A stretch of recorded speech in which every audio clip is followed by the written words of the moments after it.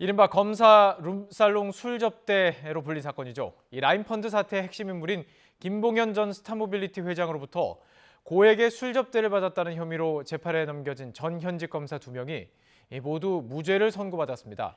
재판부는 술자리에 참석자 2명이 더 있었다는 피고인 측 주장을 받아들여서 접대비가 처벌 대상인 1인당 100만 원을 넘지 않는다고 판단했습니다. 강민경 기자가 보도합니다. 지난 2019년 7월 라임 사건의 핵심 인물인 김봉현 전 스타모빌리티 회장이 강남 고급 룸살롱에서 특수통 검사들에게 술 접대를 했다고 폭로한 이른바 검사 술 접대 사건.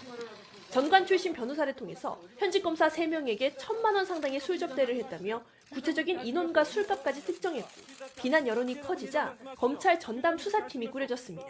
진행 중인 사건을 포함해서 추가 의혹이 제기된 사건 다 철저하게 수사하도록 하겠습니다.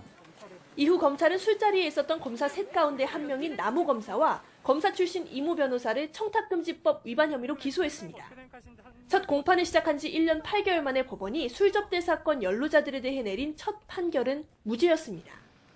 술접대 사건 폭로자이자 술값을 낸 김 전 회장도 무죄를 선고받았습니다. 검찰이 제출한 증거만으로는 향응 액수가 청탁금지법 위반 기준인 1인당 100만 원을 넘지 않는다는 게 재판부의 판단입니다.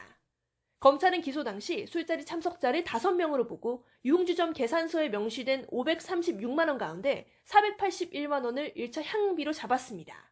이어 검사 2명은 1차 향응 때 자리를 떠서 1인당 접대비가 96만 원에 그쳤고 나 검사와 이 변호사는 이후에 밴드와 접객원까지 불러서 향응비가 1인당 114만 원이라는 게 검찰 측 논리였습니다. 그러나 재판부는 술자리 참석자가 모두 7명이었다는 피고인 측 주장을 받아들였습니다. 통화기지국 신호와 택시 탑승 내역 등을 종합했을 때 이종필 전 나임자산운용 부사장과 김모 전 청와대 행정관도 2차 향응 자리에 동석했다고 봐야 한다는 겁니다.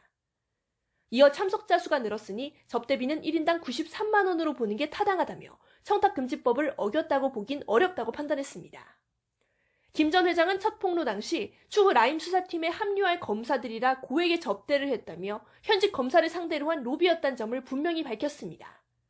하지만 검찰은 접대 당시 해당 검사들이 실제 라임 수사팀에 갈지 알 수 없는 상태였으니 대가성도 없었다며 청탁금지법만 적용해서 봐주기 수사란 비판이 쏟아졌습니다.